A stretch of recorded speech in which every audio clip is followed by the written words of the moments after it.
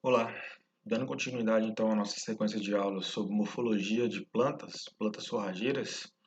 Hoje a terceira aula a gente vai falar um pouco sobre morfologia das folhas. A gente tivemos aula aí, uma aula inicial falando sobre morfologia das raízes, depois morfologia dos caules e hoje a gente vai tratar um pouco da morfologia das folhas.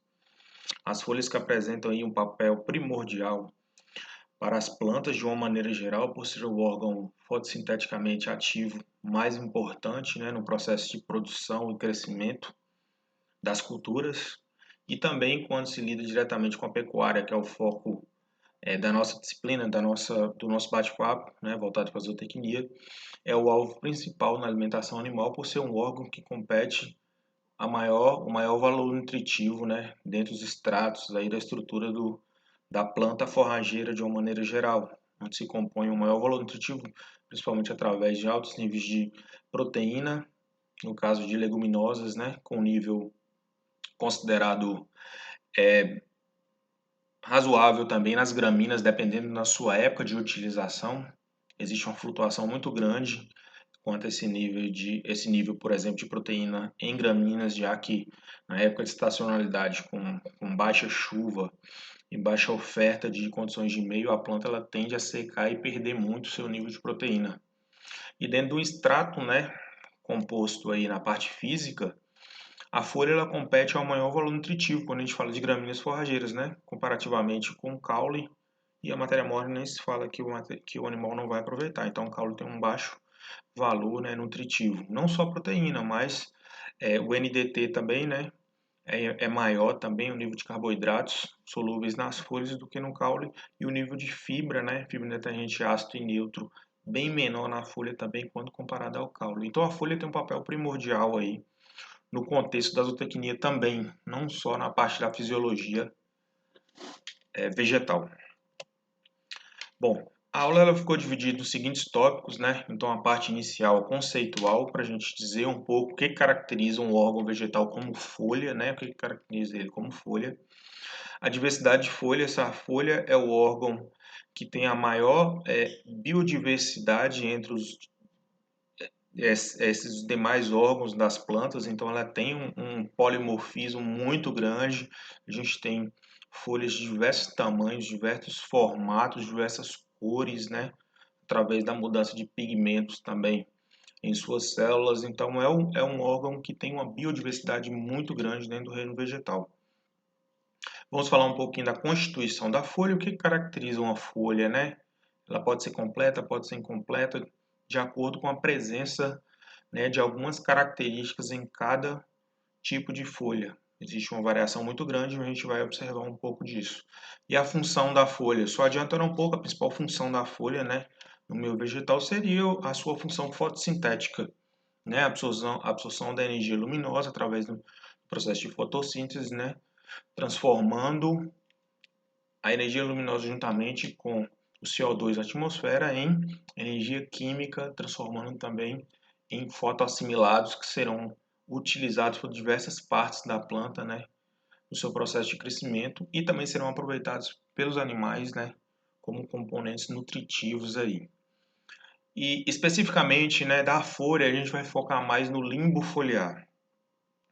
Cada parte da planta, cada parte da folha, ela existe uma classificação sistemática, né, e morfológica, de maneira que elas são utilizadas para a diferenciação de gêneros e espécies, do tipo de nervura até o tipo de borda, o formato da folha e uma série de outras características que vão ser usadas para a classificação sistemática das espécies, né? Não é objetivo nosso e nem do nosso curso enfatizar em todas elas, né? Ficaria muito longo, muito extenso.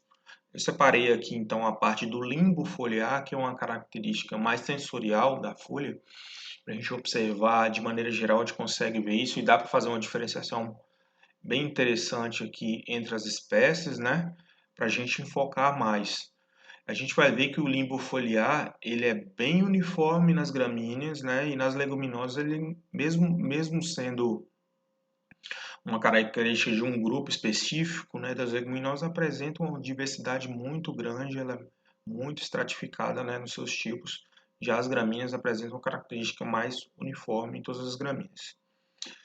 E com isso, especificamente, a gente vai falar um pouco das folhas das leguminosas, né, que tem essa característica de de um polimorfismo muito grande, né, uma diferença de formas, né, de tamanho, de número muito grande, né, e das leguminosas com uma característica diferente. Então, esse vai ser o roteiro, né, da nossa aula de hoje. A gente vai enfatizar um pouquinho na parte de folha das plantas e no final de todos esses tópicos a gente vai passar alguns resultados que correlacionam a composição morfológica da planta no manejo animal. Então, no primeiro slide a gente fala um pouco do conceito de folha, né? Então, Almeida e Almeida em 2018 conceituaram a folha, né, como um apêndice lateral presente no caule na região correspondente ao nó, distribuída em intervalos regulares, né, conhecidos como entrenós, sempre acompanhados de uma gema em uma axila, chamada de gema axilar. Então a gente tem aqui a ilustração de uma folha conceitual, né, que a gente poderia dizer assim. A gente vai ver que a gramínea ela tem uma característica diferente, mas basicamente a gente tem aqui a presença do caule, a presença do nó. No caso das leguminosas, a gente vai ver o pecíolo aqui, esse apêndice que liga o caule à folha, propriamente dita, a lâmina foliar, nervura principal e nervura secundária.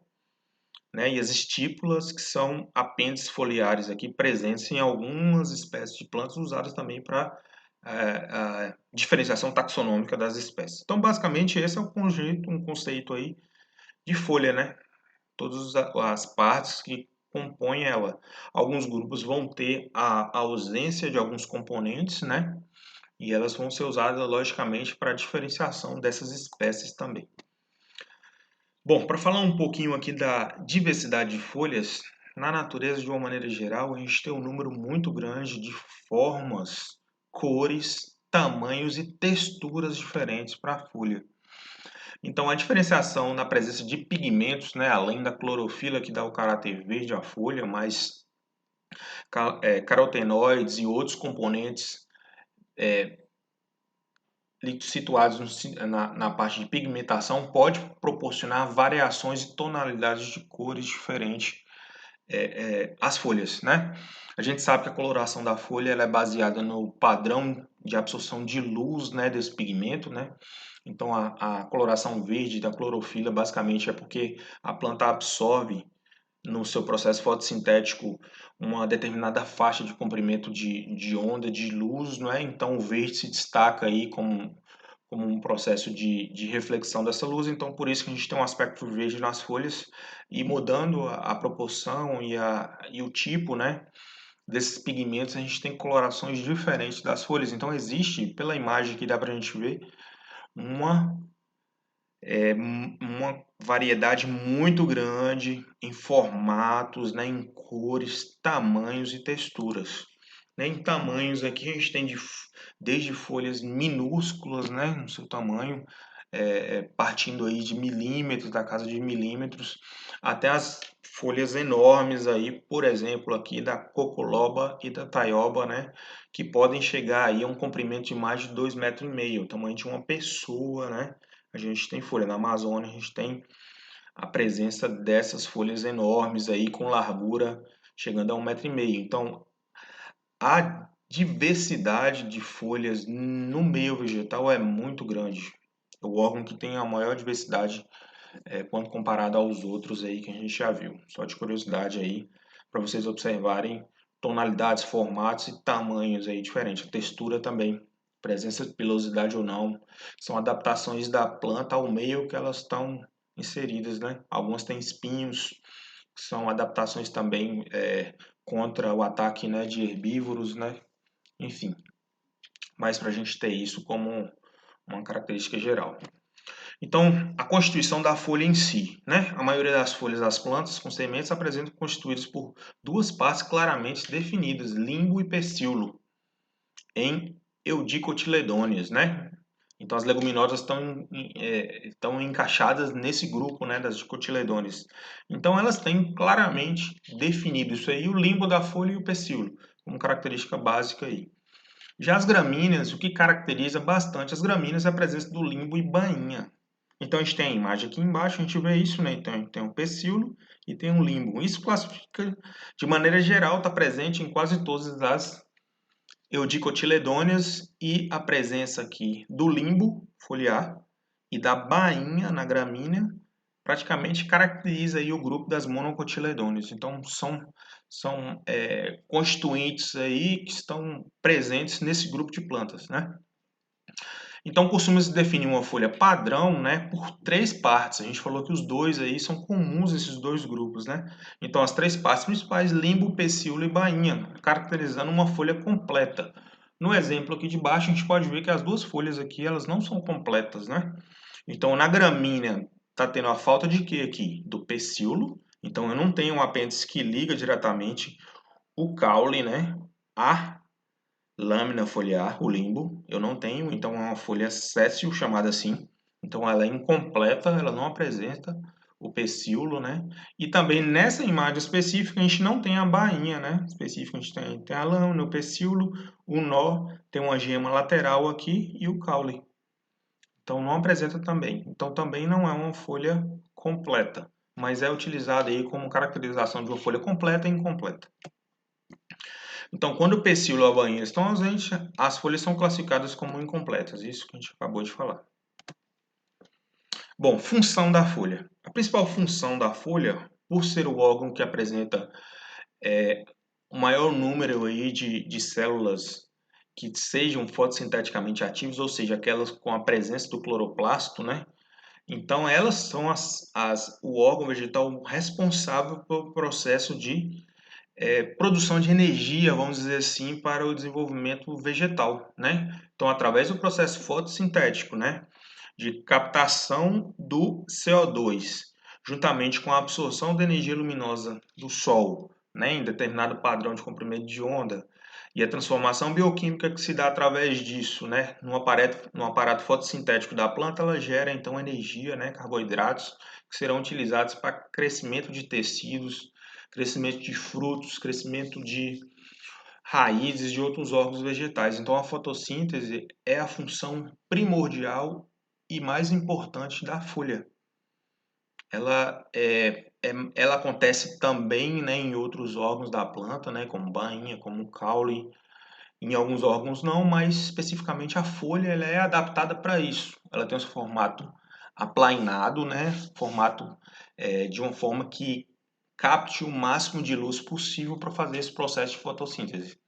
Respiração e transpiração também fazem parte desse processo, né? Através de quê? Através das aberturas naturais que a planta apresenta, né? Que é a porta de entrada, de troca de gases aí, que é o estômato, né? Então a gente tem a figura aqui do estômago, a gente tem a regulagem da abertura estomática aqui através dessas células guarda, né?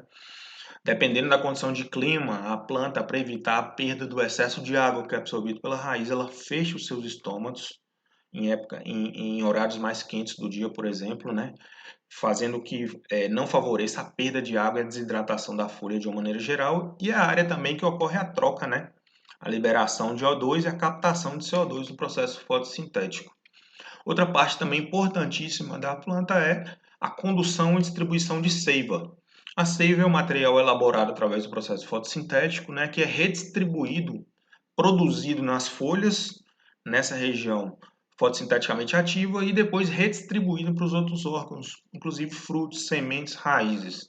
Eu preciso de um processo e de uma estrutura de translocação para que isso aconteça. E na folha não é diferente do que no resto da planta, no caule, como a gente já viu. Então a distribuição de seiva vai através principalmente ou prioritariamente através do floema. O floema faz o processo de fluxo, né? Através daquela mecânica de fonte e dreno. Então a fonte nesse caso está sendo a folha, que é a fonte, o órgão de fonte primordial, vai sendo deslocado então para os órgãos que são dreno no momento. As raízes podem ser dreno, folhas que estão em desenvolvimento, frutos, né, em crescimento são drenos primordiais aí das plantas. Então, um processo de redistribuição também muito importante. Então, o outro vaso aqui importante é o xilema. Esse faz o processo aí de não distribuição de seiva, mas através do processo de absorção de água pela raiz, vai redistribuir através do xilema para as folhas, também vindo aqui até no processo de transpiração e respiração aqui da planta, né? Então, são funções primordiais essas. E a partir disso, a gente fala um pouquinho da importância. A importância do metabolismo da planta, ele é claro, é importantíssimo o órgão da folha. A planta, se você cultivá-la e retirar todas as folhas, ela vai ter um impacto muito grande no seu crescimento. Provavelmente ela não sobreviva com essa retirada em excesso, né? Nas gramíneas, a gente vai ver um pouquinho sobre isso, nos capins, né? A retirada das folhas em excesso acarreta em uma alta dependência das reservas orgânicas e um custo energético muito grande para a planta para sua recuperação pós-pastejo, dizemos assim, ou pós-corte, né? Uma condição, por exemplo, de um pastejo, um super pastejo, um pastejo intenso que vai retirar a maioria das folhas, acarreta muito num processo de desgaste da planta, porque a folha ajudaria a planta a recuperar as suas folhas, a seu componente foliar, né, que seria o responsável pela fotossíntese. Então atrapalharia bastante a remoção de todas essas folhas. Por isso que é preconizado você deixar um resíduo foliar mínimo para que ajude a planta a se recuperar após pastejo, falando assim já das gramíneas, né? Purificação do ar, já que a folha ela capta CO2, que é um gás, um elemento de efeito estufa, né? Que contribui negativamente para o aquecimento global e libera o quê? Oxigênio para a atmosfera, que vai ser o principal gás que a gente vai utilizar aí para a respiração nossa, né? Inclusive as plantas também. Função alimentar primordial para o ser humano. Várias folhas são fonte de alimento. E aqui no caso nosso específico, muito importante para a alimentação animal. As folhas são os principais componentes aí que são o alvo do manejo animal, por sua característica de maior digestibilidade, maior valor nutritivo e a menor condição e maior participação de fibra no seu material, quando comparado com outros órgãos, como o caule, por exemplo. Medicinal também, em alguns casos, né, substâncias extraídas de folhas podem ser utilizadas para fins medicinais. Indústria, da mesma forma. Adubação, com adubação verde, também é utilizado também a folha. Então, existe aí uma importância muito grande do uso da folha no contexto da agricultura e também no contexto urbano, né? Para alimentação e para a parte medicinal também. Aqui só enfatizando um pouquinho a questão dos tecidos, né, da planta e dando um zoom aqui no estômago que a gente falou, né? Isso é importante para a troca gasosa e para a fotossíntese, né? Então a imagem mostra um esquema de um corte transversal de um limbo foliar, caracterizado aí pela epiderme cutícula e aqui o parênquima palissádico aqui, que é rico em clorofila, né, nas células clorofilas que vão fazer o processo fotossintético. O parênquima lacunoso, que também faz o processo, mas não tão intenso como o palissádico, né? Epiderme e a cutícula. E a presença do estômago aqui. Então, estômagos que são mais concentrados na fase abaxial da folha, ou seja, a quantidade de estômagos, ela vem em número maior na parte de baixo da folha, justamente para evitar o contato direto com o sol, com o calor, né, que não daria para fazer o processo de troca de vapores ali, através do processo de abertura tão eficientemente, já que a planta sofreria mais calor e ressecamento ali, fecharia mais os seus estômagos. Na parte de baixo, ela está mais protegida em ambiente sombreado, formando um microclima que favorece aí sempre a abertura dos estômagos para a troca gasosa. Aqui eu puxo um pouco um parênteses para falar um pouquinho do ambiente de pastagens, né? Então a função da folha, eu já falei um pouquinho lá atrás, ela é muito importante no ambiente de pastagem, primeiramente como uma característica geral da planta forrageira em si. A planta forrageira, para ter uma condição de perenidade de várias décadas, ela tem que ser manejada com algumas características não só de reposição nutricional, né, um cuidado a mais com o solo, mas com o manejo também. Então, a área de pastagem que tem uma quantidade de folhas, seja no processo de pastejo ou pastoreio contínuo ou pastoreio rotacionado, uma condição remanescente de folhas, né? Ela é interessante porque eu vou ter sempre uma cobertura do solo, então eu tenho uma característica de proteção do solo quando eu deixo uma quantidade de folhas e também uma recuperação pós-pastejo mais eficiente, já que essa quantidade de folhas que vai permanecer na área vai ditar se o meu capim vai recuperar mais rápido ou não. Lógico, juntamente com outros parâmetros do ecossistema pastagem, que é bastante complexo, como clima, solo e o manejo animal também nesse caso. Então, existe o paradigma, existe um duplo alvo aí a se observar no ambiente de pastagem. Então, eu tenho um interesse da nutrição animal em um animal absorver o máximo de qualidade aqui dessa área. Aí entra uma questão também de qualidade e de quantidade, bem interessante a se observar, já que as folhas apresentam a qualidade maior, então os animais, o alvo de manejo por uma qualidade maior seria a porcentagem de folhas, né? Se eu pensar tanto em quantidade, eu vou rebaixar mais esse pasto e à medida que eu rebaixo, eu diminuo a proporção de folha nessa dieta, nessa área pastejável, que a gente vai falar alguns efeitos no final da aula, com alguns resultados de trabalhos e pode influenciar inclusive no ganho de peso. Mas o alvo na nutrição animal são as folhas. E para recuperação pós-passeio também, ou seja, a folha ela está no meio ali de uma guerra cruzada entre o animal, a nutrição animal e a recuperação da planta.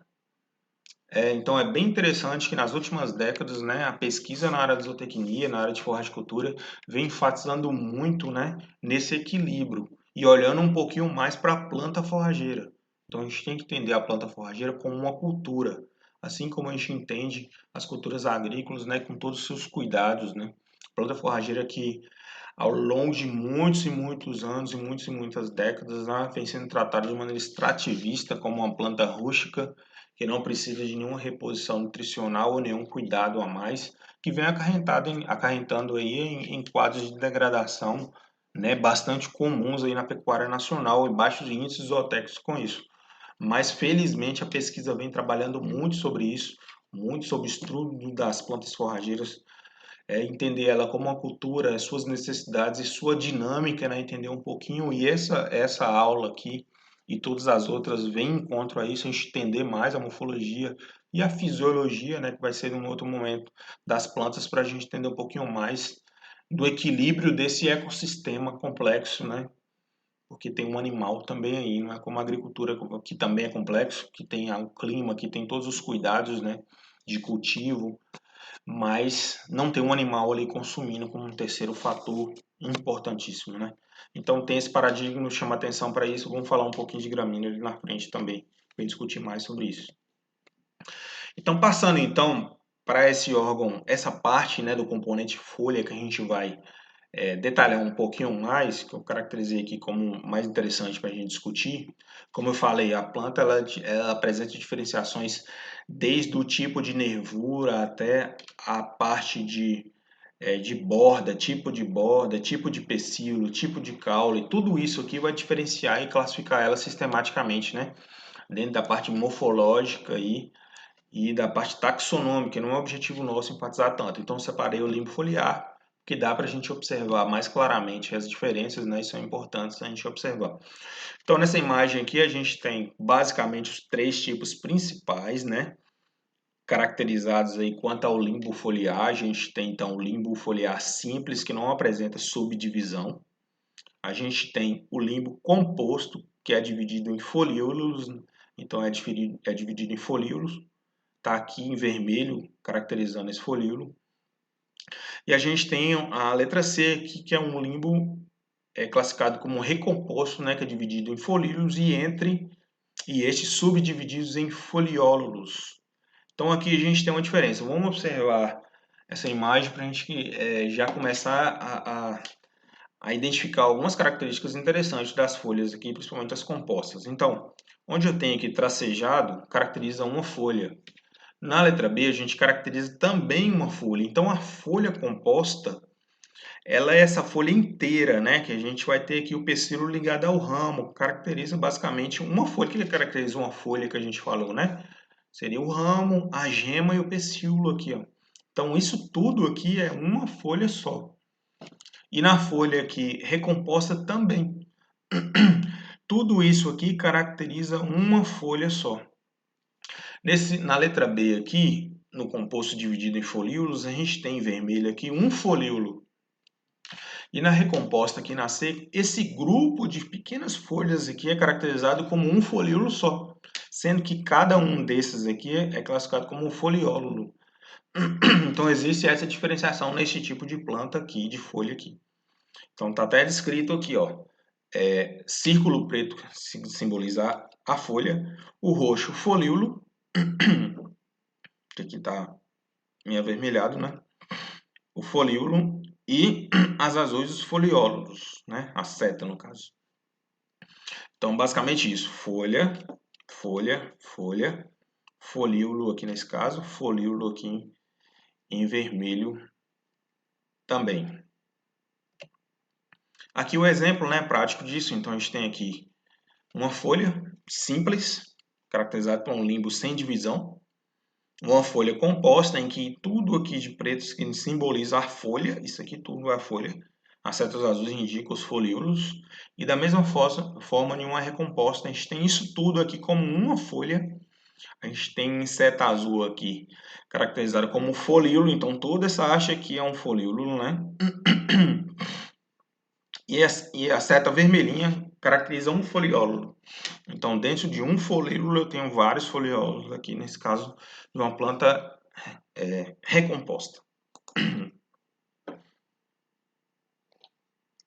Agora vamos falar um pouquinho do primeiro grupo de folhas simples, né? Os tipos, são vários tipos diferentes de folha simples.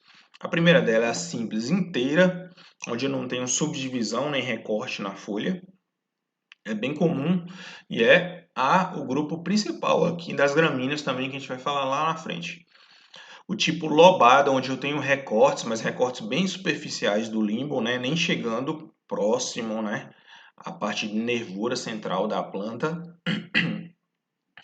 Eu tenho a fendida, que é um limbo foliar onde eu tenho recortes, né? Mas que esse recorte, basicamente, ele não chega até a metade, né, da distância, ou pode chegar à metade da distância aqui da nervura e da ponte central, aqui de encontro da folha, da lâmina com o pecíolo, né? É caracterizada por cortes mais profundos, né?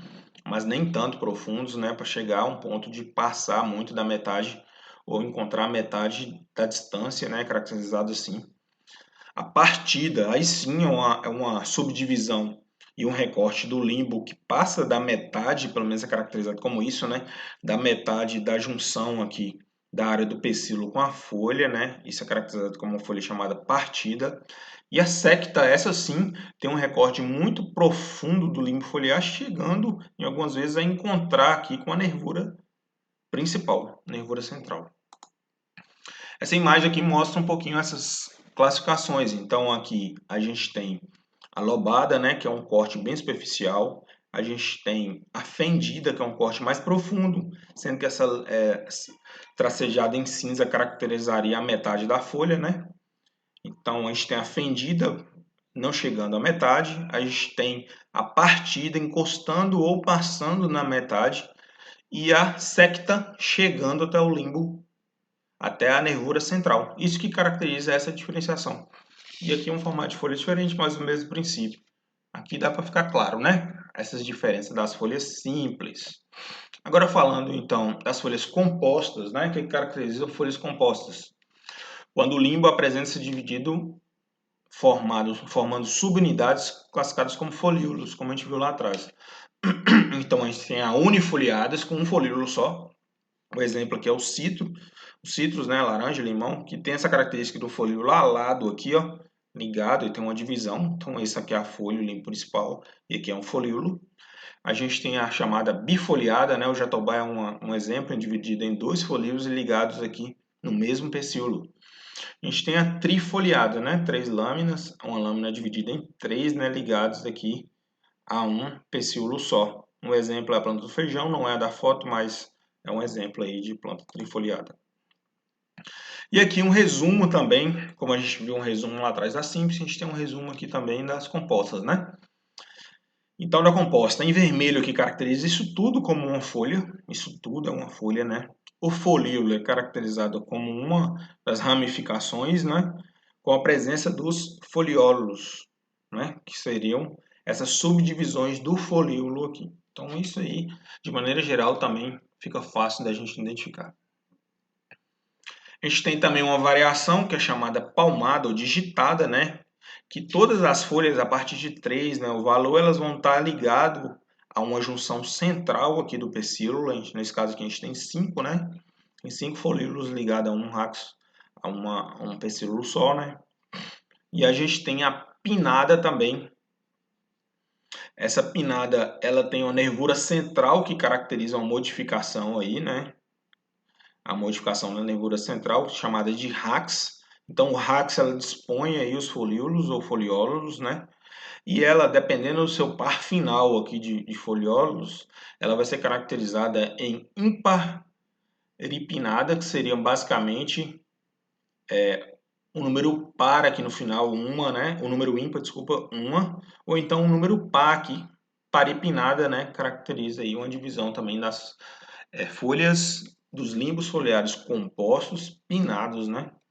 Imparipinadas e paripinadas aí. Tá aí a característica da sua diferenciação. E aqui a folha recomposta que a gente falou lá atrás. A gente tem uma imagem aqui do flamboyant, que tem essa característica de folha dessa forma, né? Então a gente tem a subdivisão aqui do limbo em folíolos, né? Então a gente tem aqui a subdivisão no folíolo e a gente tem distribuído ao longo do rax e esses subdivididos em foliólulos. Então, folíolo é subdividido em foliólulos, né? Existe essa diferenciação aí na folha, como a gente falou lá atrás. Aqui também a gente tem um resumo geral sobre o limbo foliar. A gente tem as imagens que mostram isso, né? Então, tem unifoliadas, no caso de simples aqui, né? Bifoliadas e trifoliadas. A gente tem as palmadas aqui digitadas, né? Que seriam uma quantidade de folhas ligadas ao mesmo ponto aqui do pecíolo, né? E as setas aqui mostrando as gemas axilares que caracterizam uma folha. Então, se a gema axilar está aqui embaixo, isso tudo aqui é uma folha. Pelo menos isso aqui que a gente pode usar como diferenciação. Se eu tenho uma gema aqui embaixo, tudo isso é folha. Se eu tenho uma gema aqui embaixo, tudo isso aqui é folha. Também nas compostas, né? Em paripinadas e a bipinada aqui, que é uma folha recomposta também, a gente nota a presença aqui da gema axilar na sua base. Então agora especificamente vamos falar das leguminosas. As leguminosas caracterizam muito por essas subdivisões compostas que a gente viu, né? Ela é constituída de lâmina foliar composta por folíolos ou foliólulos, por pecíolo ou peciólulos, quando tem uma quantidade maior, podendo apresentar pulvino e espículas que seriam apêndices foliares. O pulvino é uma zona na base do pecíolo em junção com o ramo, que ela é mais avolumada pela caracterização de absorção de mais água e faz um processo de movimentação da folha dependendo da quantidade de água. Ela é bem desenvolvida em algumas plantas, né? E ela é bem comum, por exemplo, naquelas plantas dormideiras, onde a gente tem o movimento de fechamento e abertura de folhas muito clara, inclusive de maneira instantânea. Então, o pulvino é responsável pelos processos de fechamento, dobramento, encurtamento, encolhimento das folhas numa condição, por exemplo, de mais sol, de mais necessidade de proteção contra a perda de água. E as estípulas seriam variações aí na base do pecíolo da planta, né, sendo formatos diferentes, alguns seriam mais aplanados, parecendo uma folha, outros mais finas, mas seriam estruturas que estão inseridas juntamente na região de inserção do pecíolo com o ramo, também utilizado aí como diferenciação das espécies. Então vamos falar primeiro do tipo simples, que é um limbo único, como a gente falou lá atrás, limbo simples, né? Então não tem subdivisões. Então, a composta, o limbo subdividido em folíolos, como a gente viu, as trifoliadas são um desses exemplos, né, com 3 folíolos. A gente tem alguns exemplos aqui das leguminosas forrageiras, o cirato é uma delas, né, apresenta aí os 3 folíolos, né. A centrosema também apresenta essa característica de 3 folíolos, então esse aqui constitui a folha inteira e a gente tem os folíolos separados. E a gente tem o calopogônio também nessa mesma característica. Então, a gente tem um pecíolo juntamente ligado ao ramo com uma folha e os folíolos em cada folha. A pinnada, né, folíolos termina em par, também nesse caso aqui, a paripinada, a pinnada com um folíolo terminando em par. A gente tem aqui a ervilhaca como esse exemplo, né? Ela tem os 2 últimos folíolos em número par, que vão caracterizar essa classificação de parapinadas. A recomposta, né? A gente tem aí como exemplo de recomposta a leucena. A leucena apresenta essa característica de folha recomposta. Então a gente caracteriza como uma folha completa todo esse ramo, né? Então a gente tem o pecíolo, folha completa, né? Com o aparecimento dos folíolos e dentro dos folíolos, então a folha completa, folíolo e um foliólulo, caracterizando aqui essas pequenas subdivisões de folhas aqui, né, de folhinhas aqui pequenas, classificada como os foliólulos. Então, a leucena, ela é classificada, e a Prosopis também é dessa forma. Então, a leucena, que é uma importante espécie utilizada como banco de proteína também para os animais, né, ela está dentro dessa classificação. Pronto, passando aí de maneira geral sobre as gramíneas forrageiras, né, a sua classificação de folhas, deixa eu falar um pouco sobre as leguminosas forrageiras, deixa eu falar um pouquinho sobre as gramíneas. As gramíneas têm características específicas, a gente já falou alguns apêndices, né, foliares em outras aulas, como o colmo, né, que a gente falou a bainha que está presente junto ao colmo, que a gente falou na última aula, né. Então, basicamente, a gente vai passar um pouquinho das partes e discutir um pouquinho sobre as partes, né, que estão vinculadas à folha das gramíneas. Então, basicamente, essas gramíneas são constituídas por lâmina foliar ou limbo, né, bainha, lígula, colar e aurícula. A gente vai entender cada uma dessas partes, né. Na imagem aqui a gente pode observar, né. Então, a gente tem a lâmina foliar, ligado a uma nervura central. A gente tem como ligação da lâmina foliar a aurícula, né, que é essa junção que abraça aqui justamente a folha ao colmo, que depois, em sequência de crescimento, a gente tem a bainha, e na parte interna que envolve aqui o colmo, a gente tem a lígula, que é essa estrutura membranosa que a gente vai ver ali, que tem algumas funções, né, e algumas diferenciações morfológicas, independente de espécie para espécie, e é utilizada para diferenciação taxonômica dessas espécies. Além também do colar, que é a parte de trás aqui da aurícula, que a gente vai ver também as funções, só para a gente entender as partes iniciais. Então, falando de cada uma delas, né, a bainha primeiro, órgão alongado em forma de cartucho, que nasce no nó e cobre o entrenó, podendo ser maior ou menor que este. A base é a base da folha, né, alargada e que abraça parcialmente ou totalmente o caule. Então, a gente tem aqui a bainha ela vai ter um processo importante na composição estrutural da planta no início de crescimento, né? Já que o caule verdadeiro ele tende a se alongar com o alongamento do meristema apical, como foi visto na última aula. Quem não viu a última aula, dá uma olhada lá para relembrar esse processo. Então, essa junção de caules no início, né, das gramíneas, vamos falar aqui dos pastos, né?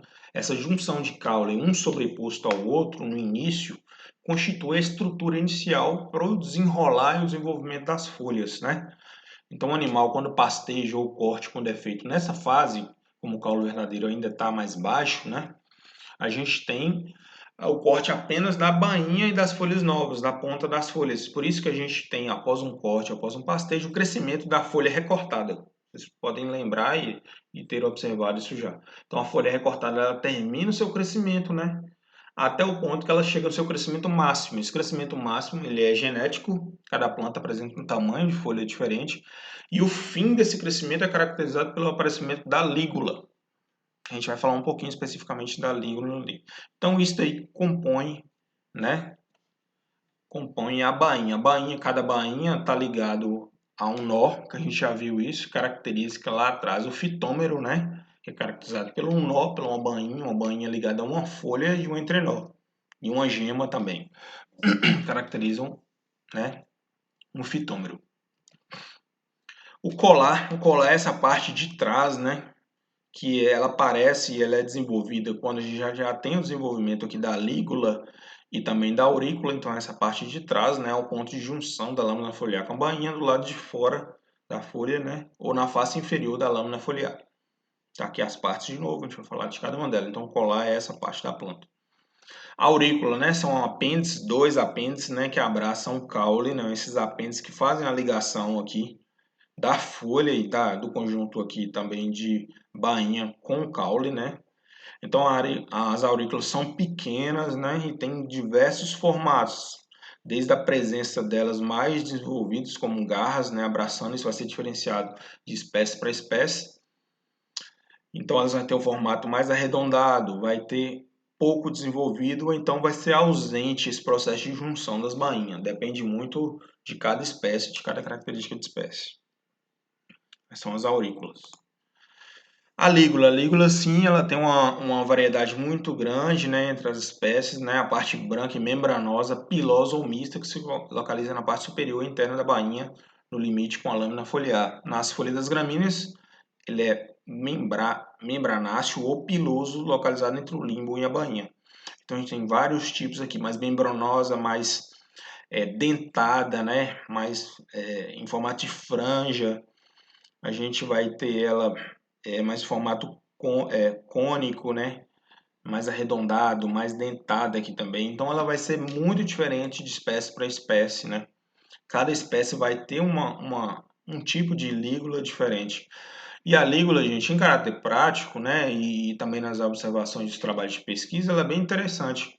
Como que eu vou saber se uma folha ela já cresceu o máximo dela, né? Ou seja, ela já é expandida, ou se ela está ainda em crescimento, em expansão, pela presença da lígula. Se você pegar a folha e desencostar ela um pouquinho do caule e observar a presença da lígula nela já na base do seu caule aqui, ó, indica que essa planta ela já atingiu o seu crescimento, ela não vai crescer mais. A lígula indica isso.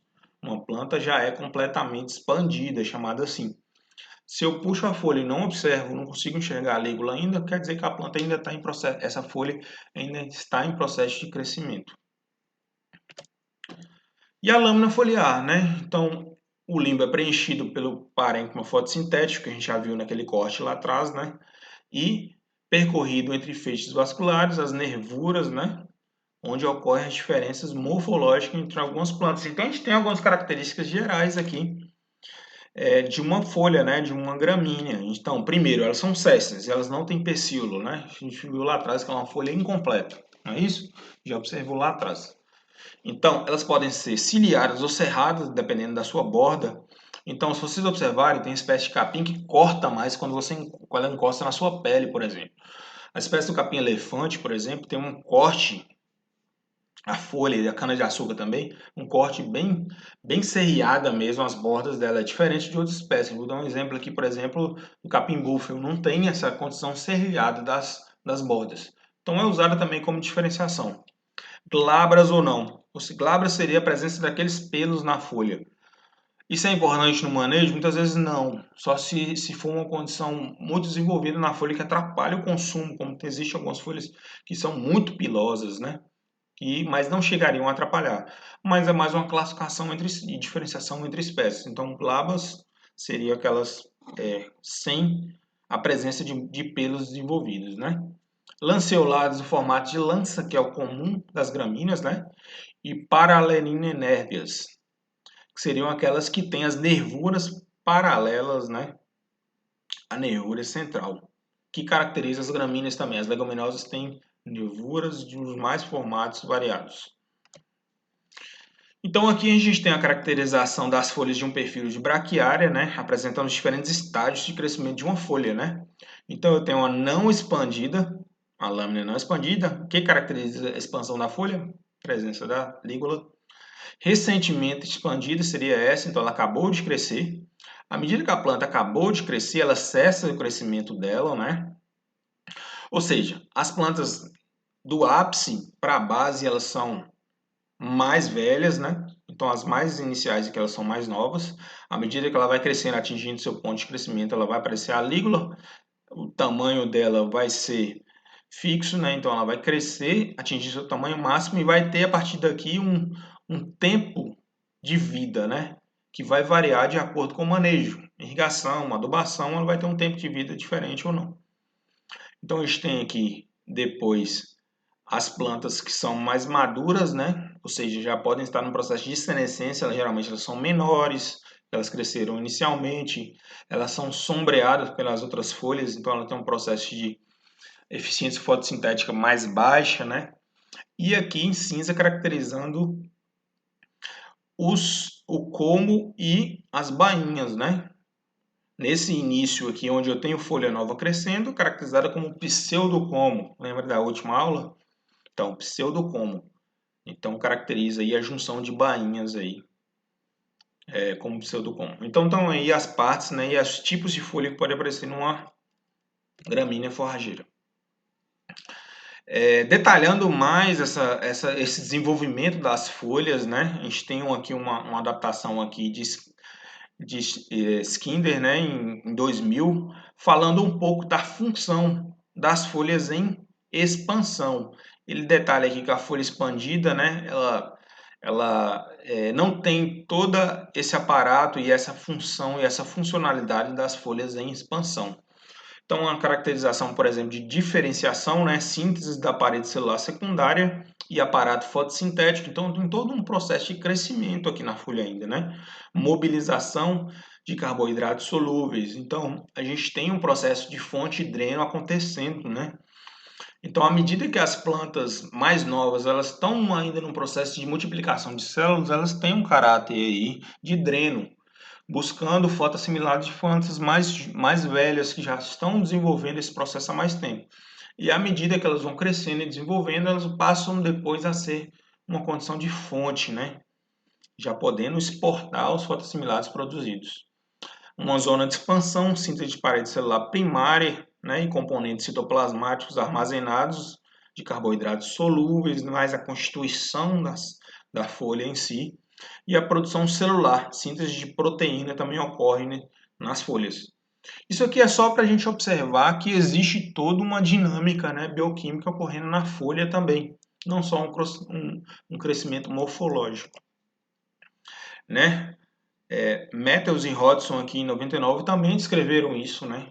Então, dividindo aqui a lâmina foliar em zonas, né? Então, eu vou ter aqui uma zona meristemática da lâmina foliar, ou seja, a ponta da folha, ao contrário do que a gente possa imaginar, né? A ponta da folha é a condição mais velha da folha, né? Ela já foi formada, ela está sendo empurrada para cima, né? No processo de crescimento, porque a zona de diferenciação, a zona meristemática da lâmina foliar fica mais na parte basal ou na parte basal mediana da folha, né?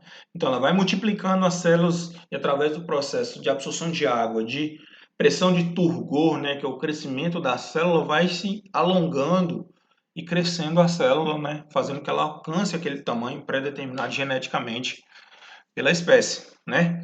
Então a gente tem a zona também de formação e diferenciação da lígula. Então essa zona também ela vai ser desenvolvendo em determinado momento quando a planta ela atingir o seu tamanho, né? Ela vai formando também a lígula, né? E a zona meristemática da bainha foliar, já que a folha e a bainha elas vão crescendo, né? Concomitantemente, né? E a zona de crescimento aqui da bainha foliar. Então, deu para a gente ver que a folha ela não é um órgão estático, né? Assim, ela tem uma atividade bioquímica grande, zonas de diferenciação também bastante grande, né? Nessas figuras deu para a gente observar isso. E passando mais a uma observação bioquímica, né, da função da lâmina foliar, essa também imagem aqui de Skinner e Nelson 95 mostra um pouco da grande diversidade de atuação, né, de cada fração da folha no processo bioquímico, né? Então, a gente tem zona de divisão celular, de expansão, crescimento da parede secundária, deposição de carboidratos, né, utilização de carboidratos, isso considerando aqui uma graduação métrica também, né? Deposição de nitrogênio não solúvel, de nitrogênio, né? Área de dependência da rubisco, né? Replicação de cloroplasto. Então, existe uma atividade bioquímica muito grande em cada folha, invisível para a gente, basicamente, né, invisível para a gente a olho nu. A gente acompanha apenas a parte mais simplória, que é o crescimento da folha em si, mas existe isso. E essas três imagens a gente mostra um pouquinho disso, sem aprofundar tanto. Quem tiver interesse em aprofundar depois, dá uma lida nesses materiais para entender um pouquinho melhor, mas é mais para a gente conhecer sobre isso. Existem muitas diferenças sobre espessura, né? Então a espessura das lâminas, né, foliares, ela é muito grande, a diferença entre espécies. A gente tem uma imagem aqui do búfalo e tem uma imagem aqui do capiaçu. Se eu colocasse aqui um zuri e outras espécies também vão ter folhas bastante largas, né? Então são materiais diferentes e apresentam condições morfológicas diferentes, de produtividade diferente e também de qualidade diferente, né?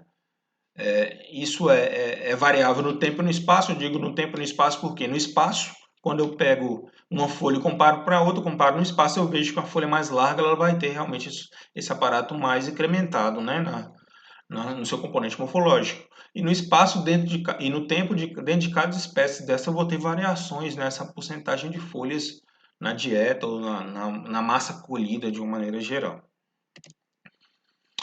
A função de cobertura do solo também, você poderia englobar lá naquela parte de funções também. Aqui a gente tem a imagem do capim-capiaçu cortado, né? Aqui nesse caso foi cortado para muda. E as folhas remanescentes, as folhas basais aí, justamente essas folhas por o pessoal usar esse capim como capineira muitas vezes, né? Deixa ele passar um pouco do ponto. Então ele começa a morrer muita folha embaixo. Essas folhas elas vão cobrir o solo, tem a função lógica de cobertura do solo. E nesse caso aqui a gente vê a brotação aí das gemas, né? Das novas gemas para constituir uma nova área foliar aqui também. Então, só um detalhe. O detalhe que a gente falou lá do crescimento de folhas cortadas, né? Vocês podem observar aqui, dependendo da altura que foi feito esse corte, a gente vai ver o corte das folhas porque elas estavam ainda em crescimento. Esse trabalho feito aqui com milho, por esses autores, avaliando aí em 3 partes diferentes da folha, a degradação da clorofila, mostra que à medida que a planta vai entrando num estágio de senescência, ela vai degradando a sua clorofila também. Existe um outro objetivo aqui específico desse artigo, né, que ele está avaliando o processo de polinização e não polinização, sobre degradação em 3 cultivares, né? Eles notam que essa degradação ela ocorre, né, em todos os casos, né, e que no processo de plantas aqui não polinizada, a senescência ocorre de maneira mais intensiva, mas não vem ao caso a gente discutir esse artigo. O objetivo não era isso. O objetivo é mostrar que, de maneira geral, dependente da fração aqui da folha, no caso aqui do milho, que é uma gramínea forrageira também, a gente tem degradação do aparato fotossintético, a gente tem degradação da clorofila das folhas. Ou seja, que dias após o espigamento, né, a gente tem uma queda aí na quantidade de clorofila, aqui avaliado pelo índice SPAD. Ou seja, é uma modificação morfológica também baseada no ciclo da cultura. Isso acontece também nas pastagens. E para finalizar, a gente tem alguns resultados aqui de trabalhos que correlacionam a morfologia da planta com o manejo ou com a qualidade da oferta desse material para os animais. Então, a gente vai ter resultados de trabalho sobre morfologia de gramíneas forrageiras tropicais. A gente tem aqui composição morfológica e teor de proteína em diferentes estratos de capim-mombaça. A gente vai ter 3 resultados aqui de capim-mombaça para a gente observar. Então, mais de 80 centímetros, ou a partir de 80 centímetros. Lembrando que a recomendação de entrada de animais no mombaça é 80 centímetros, né? Então, a gente tem basicamente folhas nesse caso aqui, né? Com altura próxima aí a 80, né? Então, 99% de folhas, quando eu olho esse extrato, né? De como o talo, menos de 1%. Material morto muito baixo também. Proteína em torno de 13,5%. Né? Então, um valor para a gente usar como um padrão aí de qualidade, né? Muita folha disponível, que é o principal órgão aí que os animais vão utilizar e aproveitar mais o seu componente nutritivo. Então, quando eu vou para 60 e 80, que é hoje preconizado até como uma altura de flexibilização de manejo dos capins, né? Não só aquele de 80, a gente lembrando que 95% de interceptação de luz caracteriza o ponto de crescimento teto da planta para que ela tenha uma maior disponibilidade de folha e uma menor quantidade de incremento de como e de matéria morta, né? A partir disso aí eu tenho um aumento muito grande na incorporação de como na matéria e na importância e na aparecimento de morte de folhas baixeiras, que não é interessante para a gente. Então, a partir de um teto de 95, eu tenho uma flexibilização aqui, a gente pode observar por aqui, ó. Eu tenho uma queda na proteína, claro, a gente observa aqui porque eu tenho um aparecimento maior de caule na massa. Apesar do número de folha aqui, a porcentagem ser muito alta ainda.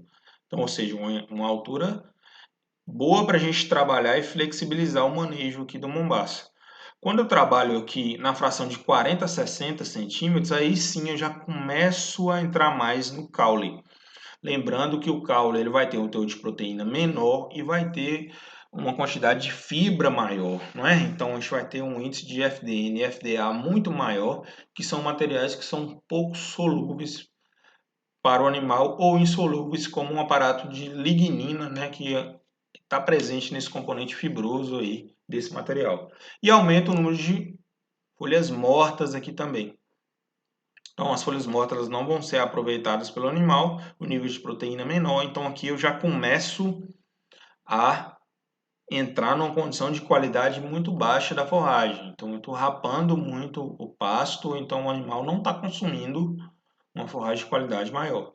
Agora, quando eu vou de 0 a 40, aí sim, um super pastejo, né? Uma condição bem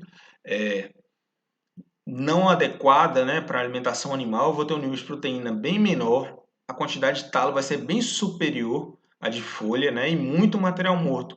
Aqui eu estou perdendo muito material, eu estou perdendo muito potencial de uso dessa forragem. Então aqui seria não recomendado essas duas alturas aqui, justamente por essa baixa qualidade de material ofertado. Então, com essa estratificação da morfologia, deu para a gente observar como isso age diretamente no capim. Nesse outro trabalho, a gente observa também no Mombasa, né, ao longo da altura, né, algumas características também de ganho de peso animal, né, desse trabalho que fez também essa comparação com os estratos. Estratificação aqui ele levou em conta também o ganho de peso. Então, o extrato de 60 a 90, aqui diferente, né? Flexibilizou mais, passou dos 80, foi 10 centímetros mais acima. Nesse caso, o autor achou um trabalho, uma proteína de 14% e FDN de 62%, ganhando aí, né, um ganho de peso de 1 quilo por dia, né? Trabalhado aí nessa condição de pasto dessa forma, né? À medida que ele intensificou mais, entra naqueles estratos que a gente não acha tão interessante, né? A gente já começa a aproveitar, entrar mais no componente fibroso, a gente tem uma queda de proteína e um aumento da FDN bem significativo. Então, o material pouco absorvido e aproveitado pelo animal, né? Ele vai ter uma condição, uma porcentagem de FDN maior, gerando ganho de peso aí de 0,600 a 0,700 gramas por dia. Então, diminuindo muito o desempenho animal. Quando eu vou para o extrato de 0 a 20, nem se fala, né? Proteína bem mais baixa e FDN bem mais alto, um ganho de peso aquém aí. Então, deu para mostrar um pouquinho que a morfologia vai influenciar bastante nisso, né? Quando eu faço estratificação, nesse caso do Mombasa também, em suas diferentes alturas, um pouco dos outros trabalhos também que a gente já viu, a gente vê que no início, que era tudo folha, que é o ideal que a gente quer, ó, 100% de folha, maravilha esse aqui, né, esse manejo dessa forma. A gente tem aqui já uma diminuição no extrato, lembrando aí que o animal que entraria com 80 centímetros sairia com em torno de 40, né, que seria uma altura de resíduo. Então 85 ainda seria aí um extrato para saída dos animais. Aí quando eu começo a entrar muito na parte de aproveitar mais baixo o pasto, aí sim eu começo a incrementar muito material morto e muita presença de caule. Juntamente no extrato inferior, onde eu tenho muito material morto e muita presença de caule, apenas 9% aqui de folhas, né? Uma condição que a gente não pode chegar seria essa condição aqui. Lembrando um pouco que essa dinâmica de senescência, é bom se falar isso, a planta, no processo de crescimento, ela tem também um número de folhas pré-determinado geneticamente. Ou seja, eu vou pegar uma braquiária que vai ter um número de 5 folhas, a manutenção de 5. Então, à medida que a planta vai desenvolvendo folhas, então eu tenho a primeira folha, a segunda, a terceira, a quarta. Quando chega num número específico, e com isso, consequentemente, o tempo vai passando, né? A gente viu que com o tempo e com o uso, né, do pasto, dependendo do seu extrato, ele vai modificando o perfil também de crescimento. Quando o tempo vai passando, eu tenho, quando se estabeleceu o número de folhas específico da espécie, né? Então a gente vai ter, à medida que se nasce uma folha, morre outra. À medida que se nasce uma folha nova, eu tenho a morte de outra. Então, se você não fizer o corte, a planta vai continuar fazendo isso. Nasce uma, morre outra, nasce uma, morre outra, mantendo o número fixo de folhas por perfil, até chegar a um ponto do meristema apical ele se diferenciar em meristema floral e lançar semente. À medida que lança semente, não sei se vocês lembram da última aula, a planta ela começa a alongar o como para expor essa semente para a parte superior, né, do como, então aparece o como verdadeiro da planta, e nesse momento não tem mais crescimento de folhas novas. Então a planta ela para, porque ela diferenciou. O zona de meristema de crescimento apical se transforma em meristema floral, desenvolvendo a flor, a inflorescência e depois as sementes. Com isso cessa-se a produção de folha. Então eu tenho a tendência só de morrer as folhas que estão ali presentes. Só para a gente entender um pouquinho disso. A gente tem também aqui um detalhe da composição morfológica de forragem, né, consumida por bovinos de corte, aqui no caso de marandu. E a mesma condição, né? Então a gente tem um extrato consumível, nesse caso aqui é consumo, né? Então, considerando uma planta com 95% de interceptação, consumindo de 0 a 25% desse material, né? Dessa estrutura do pasto, eu tenho maior quantidade de folhas. Se eu consumo de 25 a 75, eu diminuo e aumento os outros componentes. Se eu consumo de 75 a 100% desse material, eu diminuo muito a porcentagem de folha sendo consumida aí. Com isso, deu para a gente observar que a estrutura morfológica, especificamente das gramíneas, né, que a gente falou das leguminosas lá atrás, falou das plantas de uma maneira geral, vai influenciar no manejo e na qualidade e no desempenho animal por área. E na sobrevivência da espécie também. Então eu tenho que ter o cuidado sempre de observar a estrutura do pasto. Existem hoje já ferramentas baseadas não só na estrutura, mas na fisiologia da planta e conceitos também estão disponíveis aí para todos estudarem e aprender um pouco mais sobre isso, de que a planta tem que ser respeitada a fisiologia, o crescimento e a morfologia da planta para que ela possa ser perene ao longo do tempo e para que ela possa também ser eficiente, né, no processo de alimentação e ganho de peso animal na área. Então a estrutura do pasto tem essa importância primordial aí com a qualidade também do pasto. Com isso a gente encerra a aula sobre folhas, né, sobre as composições morfológicas da folha. Então a gente já viu sobre raízes, sobre como e sobre folhas. E para finalizar a nossa última aula, a gente vai falar sobre inflorescências, né, das plantas forrageiras. É isso, então, até a próxima aula.